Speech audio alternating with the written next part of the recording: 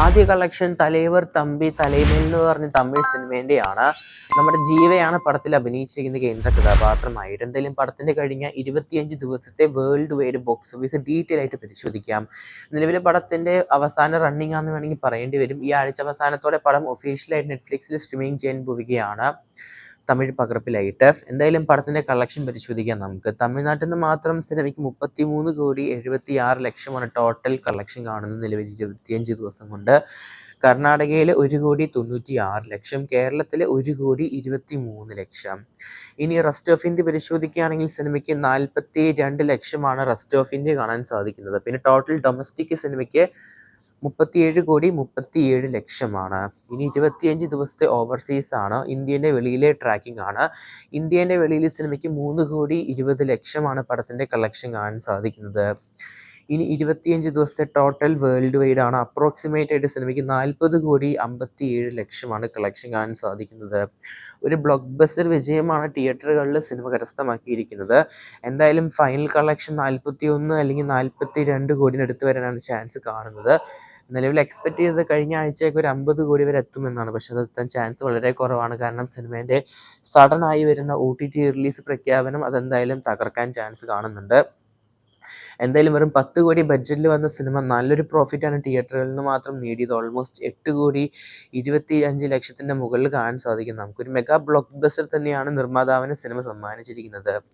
എന്തായാലും പടത്തിന് നിലവിൽ കോസ്റ്റ് റിക്കവറി ആയിട്ട് ഓൾമോസ്റ്റ് 180% കാണാൻ സാധിക്കുന്നുണ്ട് സിനിമയ്ക്ക്.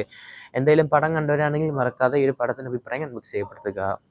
അടുത്ത കളക്ഷൻ അപ്ഡേറ്റ് നമ്മുടെ വലത്തുവശത്ത് കള്ളൻ എന്ന് പറയുന്ന മലയാള സിനിമേൻ്റെയാണ്. നമ്മുടെ ജിത്തു ജോസഫാണ് സിനിമ ഡയറക്ഷൻ ചെയ്തിരിക്കുന്നത്.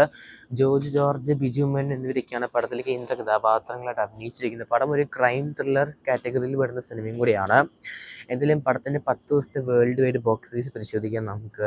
സിനിമയ്ക്ക് കേരളത്തിൽ നിന്ന് മാത്രം അപ്രോക്സിമേറ്റ് ആയിട്ട് 5,22,00,000 സിനിമയുടെ കേരളത്തിലെ കളക്ഷൻ കാണാൻ സാധിക്കുന്നത്. ഇനി സിനിമേൻ്റെ റെസ്റ്റ് ഓഫ് ഇന്ത്യ പരിശോധിക്കുകയാണെങ്കിൽ സിനിമയ്ക്ക് അപ്രോക്സിമേറ്റ് ആയിട്ട് 74,00,000 സിനിമേൻ്റെ റെസ്റ്റ് ഓഫ് ഇന്ത്യ ട്രാക്കിംഗ് കാണാൻ സാധിക്കുന്നത്. ഇനി സിനിമയുടെ ടോട്ടൽ ഡൊമസ്റ്റിക് ബോക്സ് ഓഫീസാണ്. ഡൊമസ്റ്റിക് ആയിട്ട് സിനിമയ്ക്ക് 6,26,00,000 സിനിമ ഡൊമസ്റ്റിക് ബോക്സ് ഓഫീസ് കാണാൻ സാധിക്കുന്നത്. ഇനി സിനിമേൻ്റെ ഓവർസീസ് ആണ്. ഇന്ത്യൻ്റെ വെളിയിലെ ട്രാക്കിംഗ്. ഇന്ത്യൻ്റെ വെളിയിലെ ട്രാക്കിംഗ് നോക്കുകയാണെങ്കിൽ അപ്രോക്സിമേറ്റ് ആയിട്ട് സിനിമയ്ക്ക് 1,19,00,000 സിനിമേൻ്റെ ഇന്ത്യൻ്റെ വെളിയിലെ ഓവർസീസ് ട്രാക്കിംഗ് കാണാൻ സാധിക്കുന്നത്. ടോട്ടൽ വേൾഡ് വൈഡ് പരിശോധിക്കുകയാണെങ്കിൽ സിനിമയ്ക്ക് 7,45,00,000 കാണാൻ സാധിക്കുന്നത്. സിനിമയ്ക്ക് 10 ദിവസം കൊണ്ട് almost world wide share collection ആയിട്ട് 3,70,00,000 അപ്രോക്സിമേറ്റ് ആയിട്ട് സിനിമ ഒരു ഫ്ലോപ്പിലോട്ട് പോകാനാണ് ചാൻസ് കാണുന്നത്. ബിലോ ആവറേജ് പെർഫോമൻസ് ആണ് സിനിമയ്ക്ക് ഈ 10 ദിവസം കൊണ്ട് കാണാൻ സാധിക്കുന്നത്.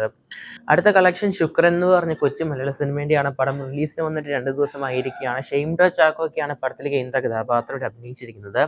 പടത്തിൻ്റെ ആദ്യ ദിവസത്തെ കളക്ഷൻ നോക്കുകയാണെങ്കിൽ കേരളത്തിലെ സിനിമയ്ക്ക് 5,5 കളക്ഷൻ. രണ്ടാം ദിവസം 10 ലക്ഷമാണ്.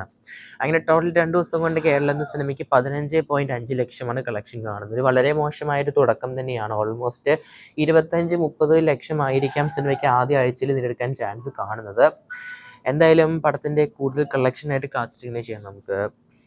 അപ്പനും മോനും ഒന്നിച്ചൊരു സ്ക്രീനിൽ വന്ന് എങ്ങനെ ഉണ്ടാവും? എന്തായാലും നമ്മുടെ ലാലേട്ടനല്ല, പ്രണവും അല്ല, നമ്മുടെ ജയറാമേട്ടനും കാളിദാസ് ജയറാമും ഒന്നിച്ച് വരുന്നൊരു സിനിമയാണ് ആശകളായിരുന്നു എന്ന് പറഞ്ഞ സിനിമ. ഓൾമോസ്റ്റ് പടം റിലീസിന് വന്നിട്ട് വേൾഡ് വൈഡ് 3 ദിവസം കഴിയുകയാണ്.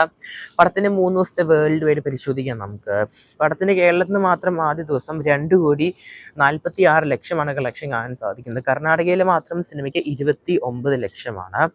തമിഴ്നാട്ടിൽ നിന്ന് മാത്രം സിനിമയ്ക്ക് 16,00,000. റെസ്റ്റ് ഓഫ് ഇന്ത്യ സിനിമയ്ക്ക് 10,00,000. ടോട്ടൽ ഇന്ത്യൻ ഡൊമസ്റ്റിക് ആയിട്ട് പടം നേടിയെടുത്തത് 3,01,00,000. ഇനി ഓവർസീസ് പരിശോധിക്കുകയാണെങ്കിൽ ഇന്ത്യൻ്റെ വെളിയിലെ സിനിമയ്ക്ക് 53,11,00,000. ഇനി വേൾഡ് വൈഡ് പരിശോധിക്കുകയാണെങ്കിൽ 3 ദിവസം കൊണ്ട് സിനിമയ്ക്ക് 3,54,00,000 കളക്ഷൻ കാണാൻ സാധിക്കുന്നത്. സിനിമയ്ക്ക് നല്ലൊരു തുടക്കം ലഭിച്ചിട്ടുണ്ട്.